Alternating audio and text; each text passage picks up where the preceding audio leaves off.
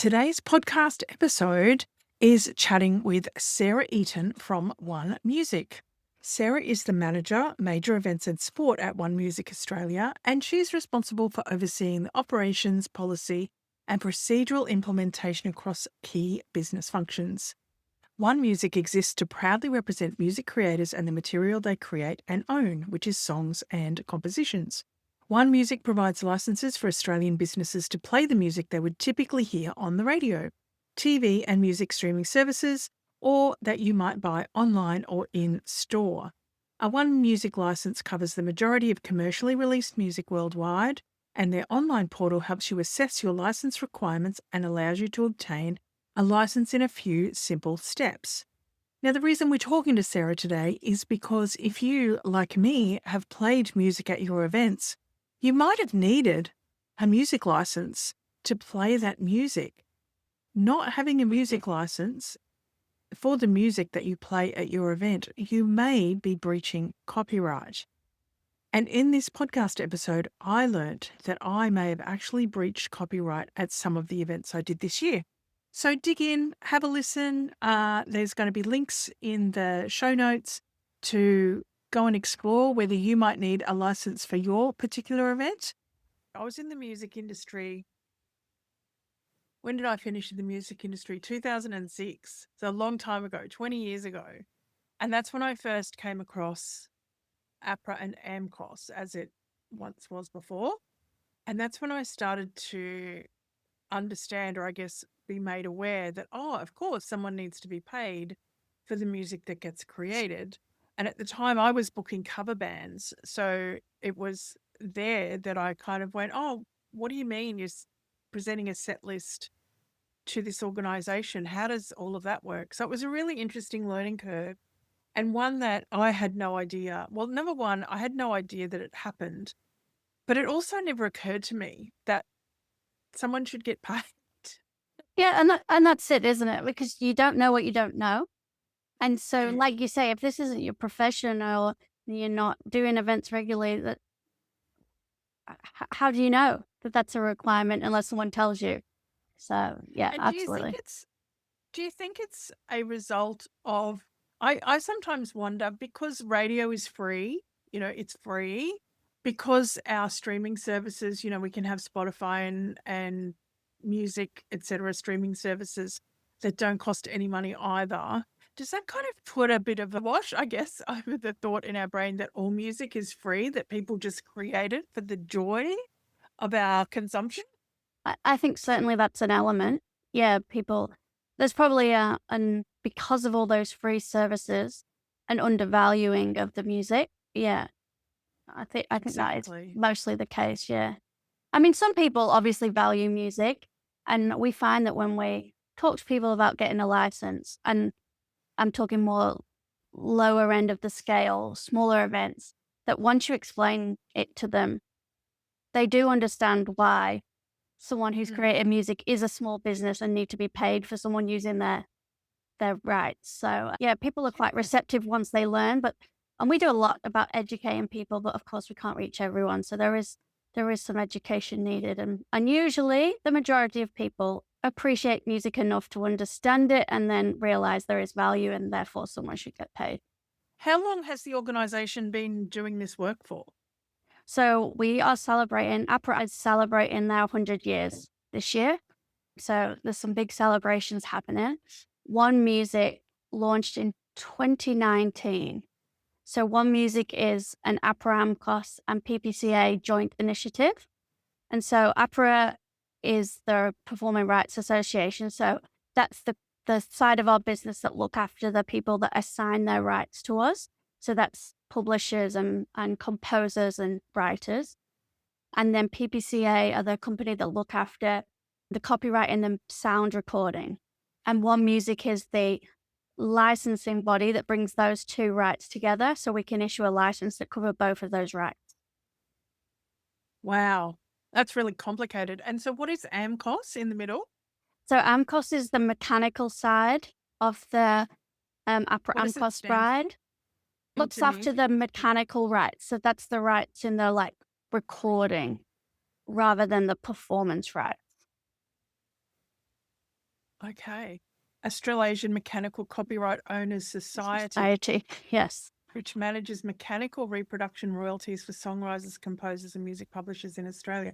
So it collects royalties when music works are copied or reproduced, such as vinyl CDs or digital Yeah. downloads. So how does the artists figure out where they fit in, or do you contact artists? So uh, OneMusic covers a wide breadth of licenses. So my role is major events and sports, and I sit within the events licensing team. So we license everything from camel racing in the outback to the AFL, the Australian Open, Laneway Festival. So all kind of events. But OneMusic licenses venues, so retail, shops, hairdressers, gyms, hotels, pubs, casinos. So those are very different license schemes and they're distributed very differently. But in general, a lot of the venue coverage, because the administration is quite high on the venue, they're of course not going to be able to tell us every song that is played in their venue. So that would be a lot of admin work for them. Now, we do have music recognition technology devices that we put in some venues that captures that data, and that informs our distribution. So those venue license fees are often distributed based on data sets that we have from MRT devices or other data sets that we get from Spotify or wherever. Whereas in my area of the business, especially at the larger scale of events, we collect the set lists from the performers at the event and we distribute to the works that have been performed. The promoter of the event is providing those set lists to us and we're distributing based on the works that were performed. So you mentioned before football, AFL. So does that mean I'm not a big AFL fan, but I've been to a few games. I was actually running sponsorship for an organisation that sponsored the AFLW a couple of years ago. So obviously I went to quite a few games and participated in quite a bit of that.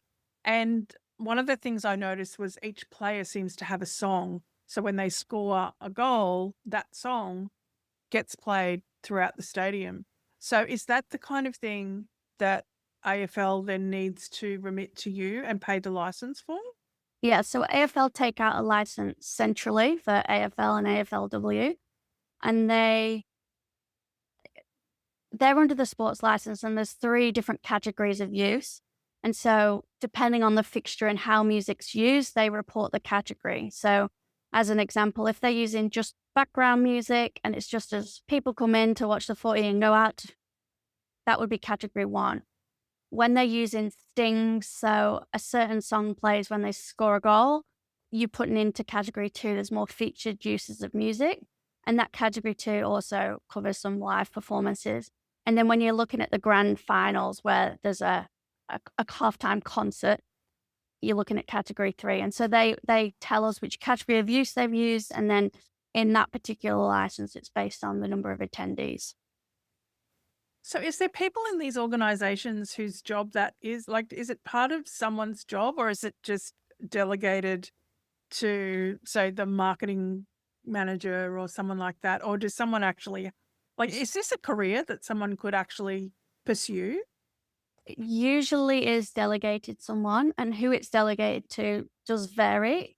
It's funny that you said marketing because sometimes it is delegated to the marketing. It often falls on the events team, whether that is someone in marketing and the events team or the project manager.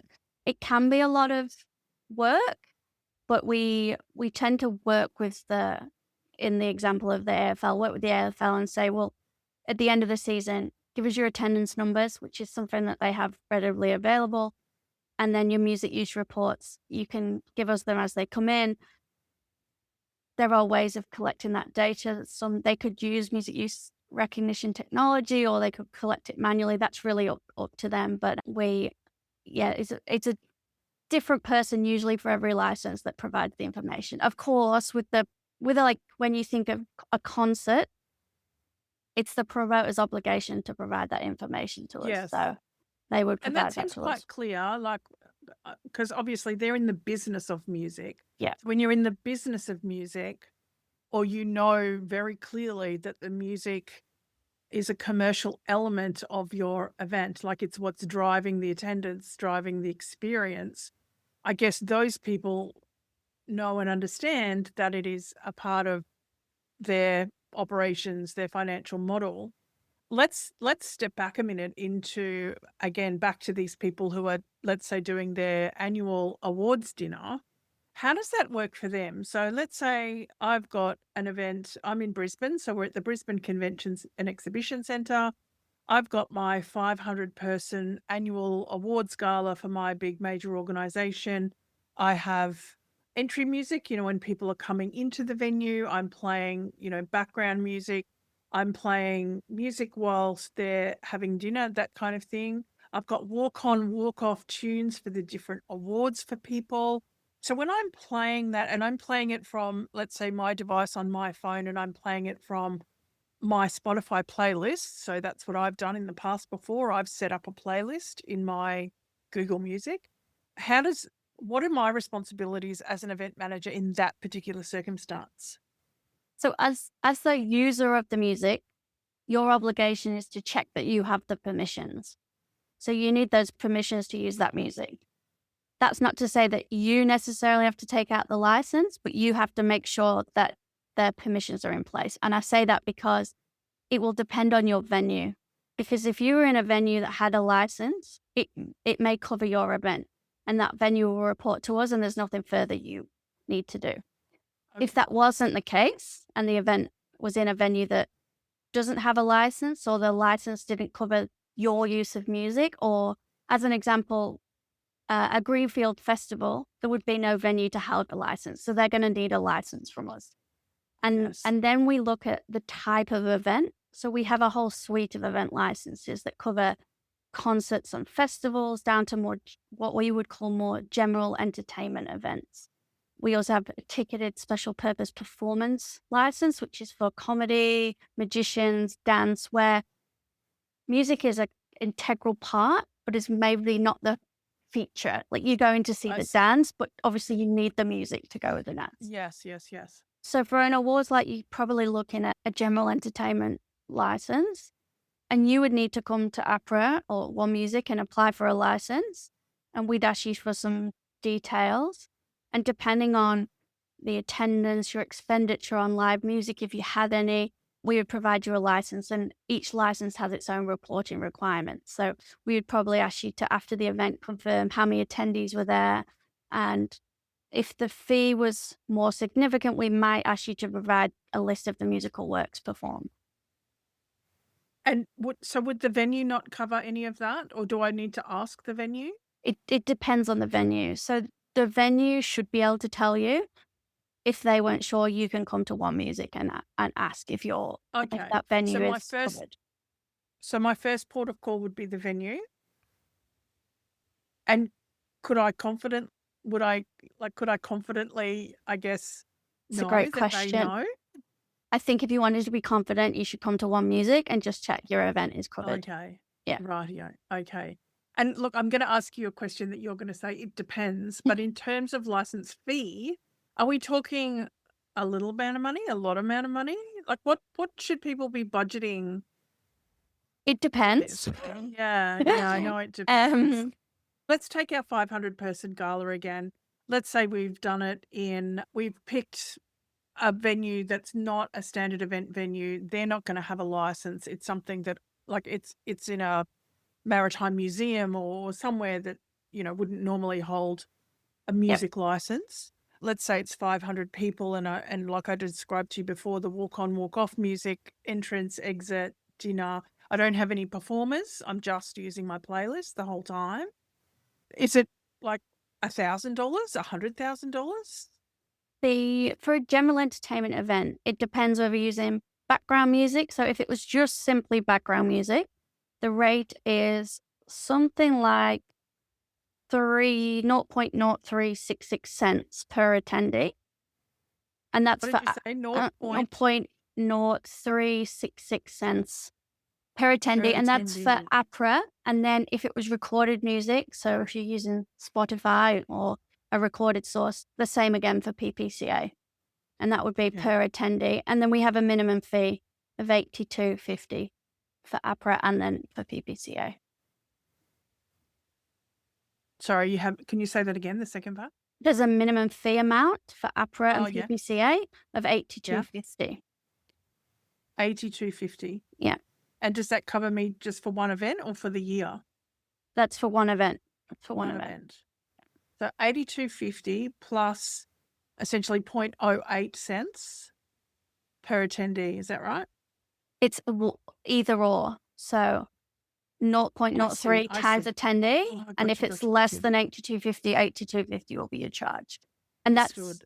and then when you Okay. get into more featured uses of music, the rate is something like, let's really test me, 0.1366 per attendee. So it really Okay. depends on the licenses are quite dependent on your music use and the type of event, so that it does give you that, I guess, the flexibility that you're not going to pay for your awards night the same as a Live Nation promoter is going to play for that concert, because the music use is different.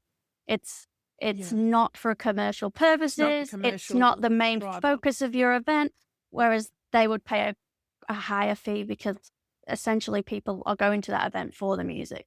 Because of the music. Yeah, so the different licenses do reflect the different uses and the different types of events. Okay. That's really good to know, though, because I think one of the reasons, I guess, people, like, even if they do know about it, if they're not doing anything about it, is the fear of how much it might cost, right? So when you Google it, so when I've looked online, for example, a lot of the conversation that I see on social media is coffee shop owners and, people who are using it on a repetitive basis that is an environment enhancer. So they're using it. I'm guessing they're not category 1. They're probably like a gym, for example. Probably like it's part of going to the gym before we had headphones was music, right? Like we went there because of the music, and they maybe pay a little bit more than 0.0366 cents. So the annual licenses that apply to gyms, etc., are not in my remit, but they are very industry specific. So a gym would be, the fees for a gym would be reviewed and consulted on within that gym industry for how the gyms use music compared to a coffee shop. So again, even though they're different licenses from what I would issue in my team, they're annual licenses, but they're very industry specific. And the fees have been driven by the use of music by that industry. And which is why if you go on the OneMusic website, you'll see there's lots of different license schemes. So hotels, pubs, and casinos would have very different rates to retail or a gym because they use music in a different way. So what's our first step, Sarah? What's our first step in? So if I'm sitting on your website, what's the first place that we should go to? Do I need a license? Is that where I would explore? Let So me if just that's onemusic.com.au, Okay, so you've got a great little video on the front page there explaining lots of different things and how it applies. So the OneMusic website and the Get a License button is perfect if you have a venue or a gym or a pub, because that will take you to our portal. You'll be able to put in your details and it will tell you to the right industry. If you're putting on an event and you want to check whether you need coverage or you want to apply for a license, there's a license tab at the top of the website, and that brings you to a page where all the different categories of licenses are there. So you'll see adult entertainment, clubs, dining, film screenings, and you can pick the one that applies. And if you click on events, you'll be able to find our info guide, and then scrolling down, there's a license application, which takes you to a form you can submit to us. Someone will review it and come back to you and say, yes, you need a license, or you're covered by the venue. Okay, that's really interesting. So it doesn't talk about price or anything there, though, does it? So if you look at each license category should have an info guide, and I think download the information guide. the fees should be in there. And I think there's also on all the different categories like hotels, retail, you'll be able to find the actual license agreement, which will have all the more detailed terms and conditions, and will have rates in there. Excellent. Well, I will download that as well, and I'll add it to this podcast episode so people can jump in and grab that and have a look for themselves to see if it's something that applies. I guess the thing we want to share though, isn't it, Sarah, is that don't be fearful of making contact. So we absolutely want musicians to get paid for what they create. It's probably not going to cost the event organizer $1 million, because I think that's probably the perception. I know it's a perception that myself and my colleagues have had, is that, you read the stuff online, you go into Reddit and you start reading some stuff in Reddit, which is coffee shop owners or restaurant owners or concert promoters. And you're like, oh my God, this is going to cost me $1 million. Now, how do you find out about events and this kind of thing? So what if I'm someone who doesn't do this? I hold a regular event. Let's say I do an event 4 times a year. I have my Spotify playlist that I use 4 times a year. I should be paying for a license, but I'm not. What are the consequences? Well, the consequences are that you're infringing copyright. So you could be sued for infringement. Is when you don't have those permissions to publicly use music, you're infringing the copyright of each of those artists. So in theory, OneMusic could sue you for not having those permissions.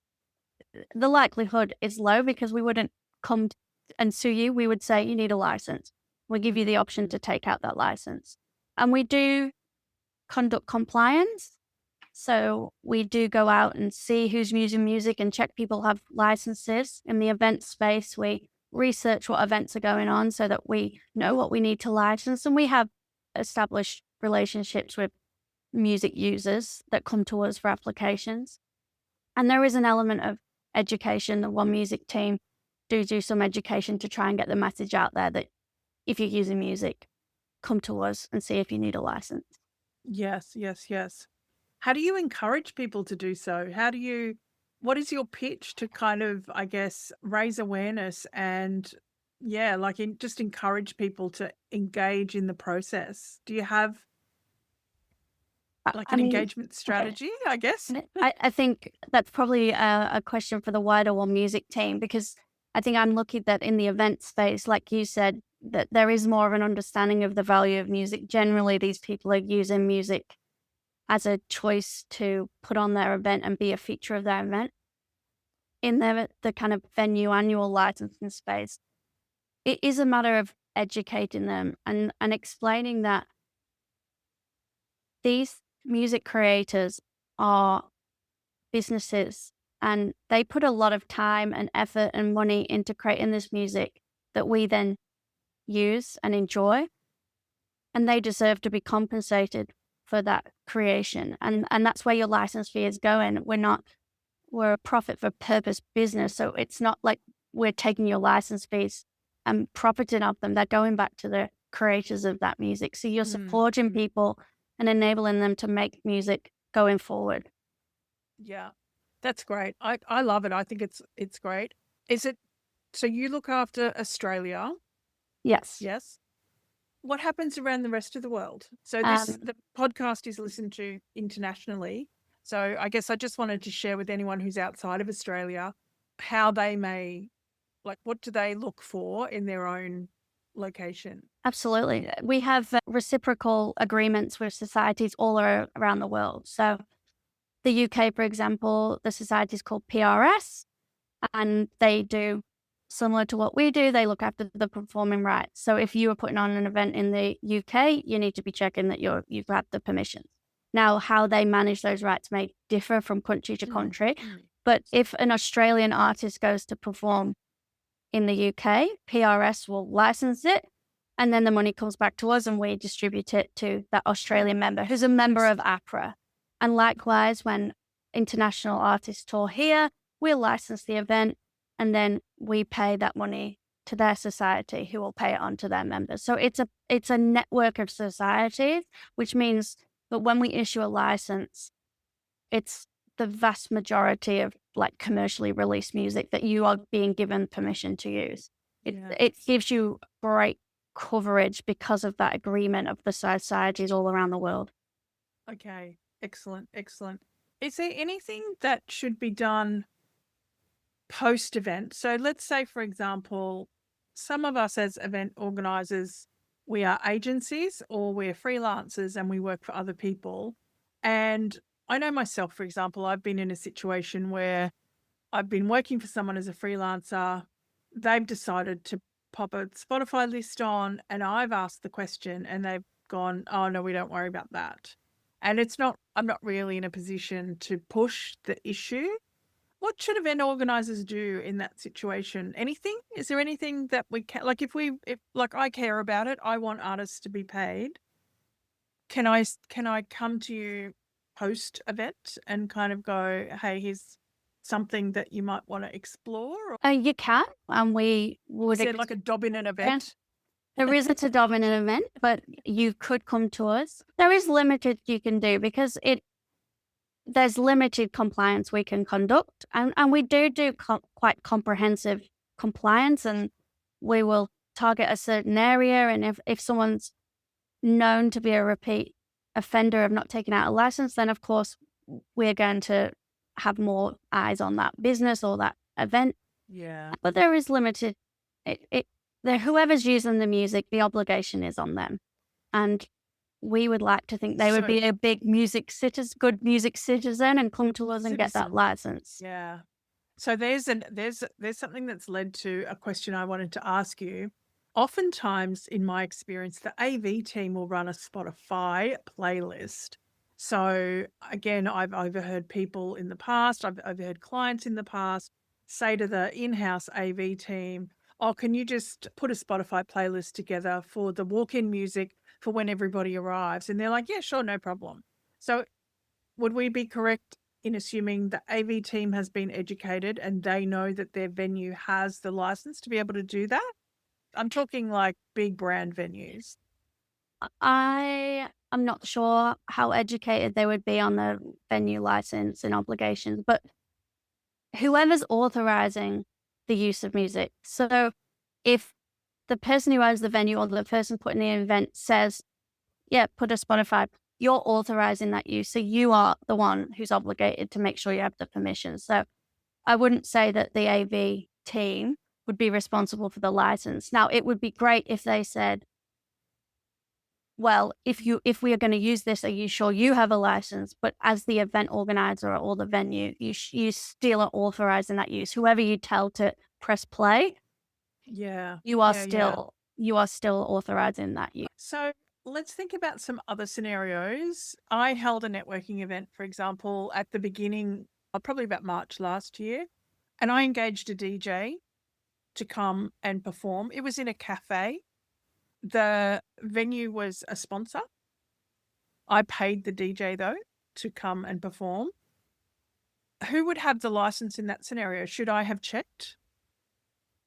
Yeah, I would say if you were hosting the event and you were authorizing the DJ to play, then you should be the one checking that you've got the permissions. Now, the cafe may have a license or should have a license if in their general business they're using music regularly, but that license might not cover your DJ because a cafe wouldn't often, depending on the cafe, might not often have live music. So their license might cover their background music, and then you're putting live music. So you might just need a casual event license to cover the use of that DJ. Wow. Okay, because I'm just thinking of another scenario. I did a series of activations recently, and at each of those activations, they were in cafes, they were in eating establishments, and I had a live performer at each of those events. So again, I should have checked on the licensing, right? Check the venue had coverage for the use of music. Yeah. For the use of a but a different kind, right? A different category, not just background. You would need to know that whatever, if they held a license, whether it covered what you were using in your music. Okay. Yeah. So that leads me to another question. So let's say I do these kinds of events all the time, which I do them quite often. Can I get an annual license as an event organizer? No, I have to have one every time. We license on an event by event basis. It could be, if you were having your events in the same place, it could be that the venue wished to take out an annual license. That would be unlikely because it's not their cost. They're not going to want to pay. So it would be event by event. If you were doing a series of activations, for example, we could license them together for you. So it would be, we'd calculate the fee on a event basis, but we can do things that make the admin smaller for you by Okay. in the same way that we would license a tour. We'd issue one license for the entire tour, but the fee would be calculated per event. And then, so just operationally, let's talk about the ones that are the activations where the performer plays. I would need to get the set list off the performer and submit that. It depends. My Okay. favorite answer. As a general rule, if your fee is going to be $300 or less, we generally don't ask for set lists because that's quite a lot of work for you as the promoter. And then we'll look to distribute it via our distribution pool. So using other sources of data. Whereas once you get over that $300, especially if it's a live performer, we really want that money to go to the works that have been performed at your event. So we would then be asking for set lists. And would the performer not submit a set list themselves at any time? That's from my memory. That's what used to happen a bit. The performer had to, because often it was their own songs in that set list as well, that they wanted to get paid for performing their own songs. Yeah, absolutely. So what happens is if you're an APRA member and I perform at your cafe and I've written my songs, I would go and submit my LPR report, live performance report, and I'd tell APRA, these are the 10 songs that I've played, and they would pay out a per rate for that performance. And that's for those fees under 300. When we're directly distributing the fees to the set list, it's a different method of distribution. So you don't need to submit the live performance report because you've submitted a set list, and we're going to pay you out that way via the set list. And it usually results in a higher fee per work than it would through the live performance report. Okay. All right. Gosh, it sounds so complicated. It is complicated, but I assure you that once you get your event license, we make it as simple as possible for you. Oh, good. Okay. So step one then. Yeah, let's just have a quick look at you posed some really great questions here. So I pay performers, I don't need a license as well. And you've said that's false. Yes, there's often a misunderstanding that if you're paying someone to perform, that's it, you're covered because you're paying them. But you're actually just paying them to perform the music. You're not actually paying them for the permission to use that music. And why that's important is because in your example of the cover band, you're paying the cover band to perform and they're all taking their $200 and going home with it. But the songs they're using to entertain whoever they're entertaining might be written by 20 different composers, writers, publishers, and they need to be compensated for the use of their works because these people are performing their works and they're providing a performance, and that's worth money too. But they're profiting from other people's works, and we just need to make sure that the permission for those works is going back to the people who write the works. I love it. I love it. All right. I don't need a license is as artists are playing their own songs. False. False. If a artist is an APRA member or a member of any reciprocal society, you need permission. So there are ways that a member can license back their works and not require a license. But in general, if they're performing, you need a license. Okay, excellent. My event is free. I don't need a license. False. Interesting. Yeah, we get this a lot. I can understand this being raised as a question because people are thinking, if I'm not doing it for commercial purposes, then why am I paying a license fee? But again, you still need the permissions. You're still choosing to use music as a public performance. So you still need those permissions. Yes. We are a not-for-profit organization. We don't need a license. Same thing. You still need those permissions, and those permissions come under the license. So that's interesting, isn't it? Because I think the confusion possibly comes in there because as a not-for-profit organization, for example, you don't need a liquor license for a community event where I am in Queensland. Anyway, I don't know where else that rule applies, but I know where I am in Queensland, there's different rules and regulations for liquor licensing, which you would think would be far more hefty than music licensing. So I guess it's an assumption people make, right? Yeah. I think so, yeah. And not for profit organizations would have different regulations. So it's not it's understandable that they would question whether they needed a license if they're getting free licenses in other areas. Yeah. All right. I think we answered this one earlier, but I have a streaming service subscription. I don't need a license. That is false. It is probably the most common response we get. I'm paying for Spotify, so I've paid, but you're paying for domestic use of that service, and you're not. You need to pay for the public performance right. Oh. What, isn't there a Spotify for business? There is a Spotify for business, yeah. So it's not covered in that either? So, general Spotify, if you read the terms and conditions, is for domestic use only. So, legally, you shouldn't be using your domestic Spotify in a public place, Okay. so a business Yeah. or an event. Okay, issue number one. Spotify for business is saying you can use it in your business, but those things are just access to the subscription. They're not giving you the public performance rights. Yeah. Okay. Yes. Gosh. Okay. Venues cover the music licensing for all events. That's false. Yeah, and I think we've touched on that many venues have quite comprehensive licensing. So a lot of music venues would have licensing that would cover all sorts of events. And the councils also have a license that covers certain events up to a certain threshold. So venue coverage is quite comprehensive in some areas, which is why you're probably best to come to us and check, because it may have a license and it may not cover your event. Yeah, so I think that sounds like the best strategy rather than asking the venue, because then my next question was, well, do they have a certificate? Would I, like insurance, for example, I would go out to all of my vendors and say, can I please have your certificates of currency to prove that you're insured for X activity? I'm guessing venues don't have a certificate per se that they send out to prove that they have. No. No, and in venues, and in your convention center example, it, the person you ask would depend on the answer.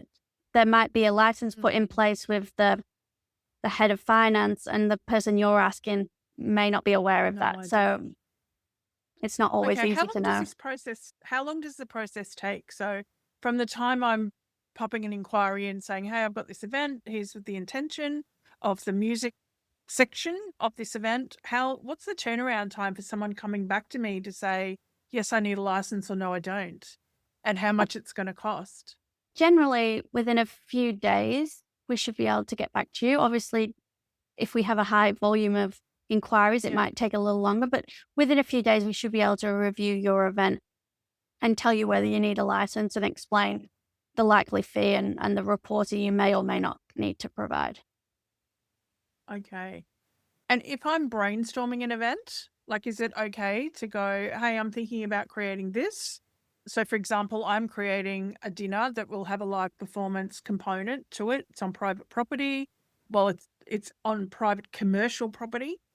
Is that the kind of thing I could submit an inquiry and? Yeah, absolutely. We're happy to help with budgeting. The fact that people are being proactive about it is something that we would encourage. We just need to know certain details, like you say. We'd need to know the venue, because if we don't know, we can't tell you whether one. And there'd be a certain level of detail needed. So, are you using live performance, background music? What are your estimated ticket sales? If you wanted that level of fee estimate. Now, I'm going to drop a little fear in here, Sarah, Okay. because one of the things from my memory of back in the day was, like, I would be a little bit fearful now if I wrote to you and said, hey, I'm going to do this thing in this venue, and then they didn't have a license at all, and all of a sudden I've dobbed them in for not having a license.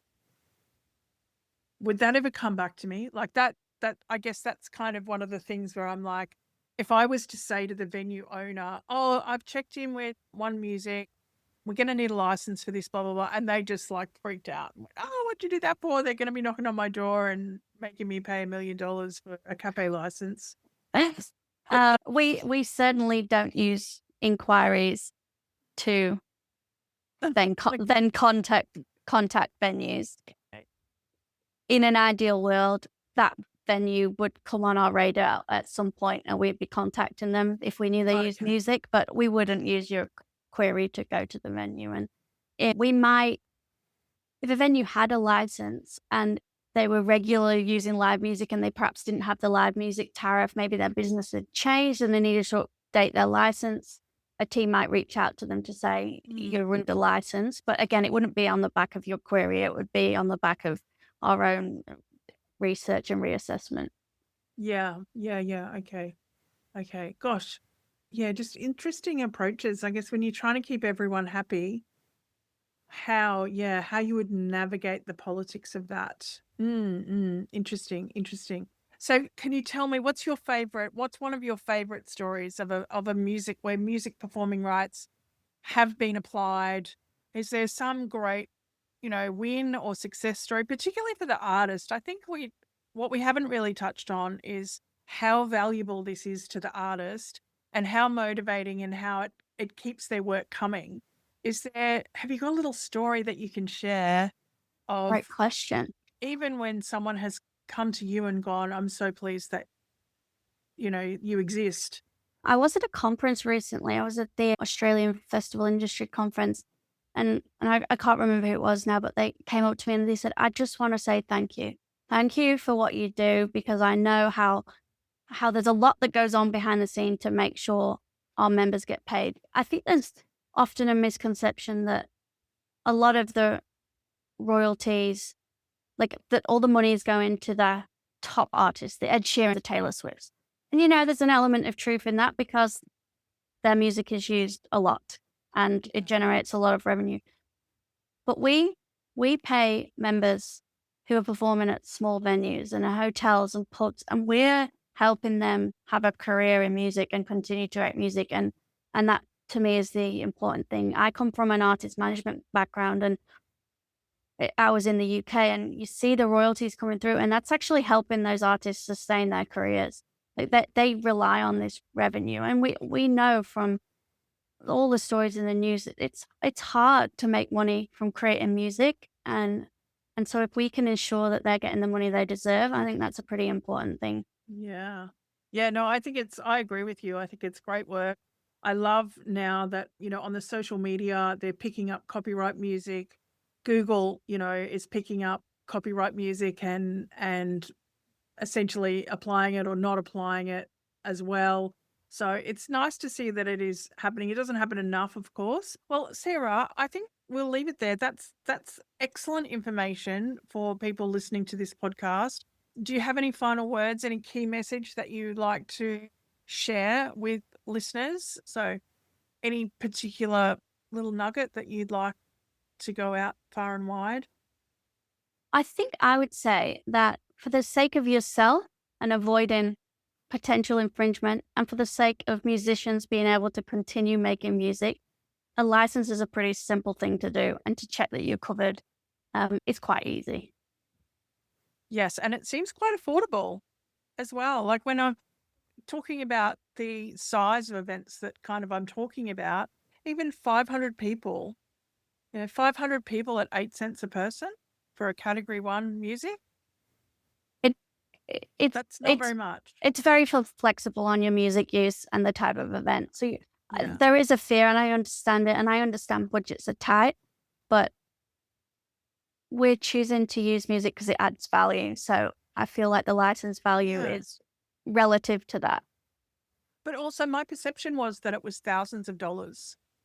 That was my perception that Yeah, and I licensing. think that's probably quite common. And some of the license fees are thousands of dollars, of course. But Yeah, of course. for your smaller event, Yeah, the excellent. fear factor should be lower. Yeah. And you can come and ask us before your event, and we can tell you what the license fee is. And if that affects how you use music, then at least you know. And the more you know, the more choices you can make based on the outcome of the fee. And I love that you shared that the risk really is breaching copyright, because nobody wants to do that. Like we have copyright across our written work, performers, theatre, dance, like there's copyright everywhere. So there's no reason I think that music copyright shouldn't be treated in the same way, right? We wouldn't Absolutely. plagiarize someone's written work.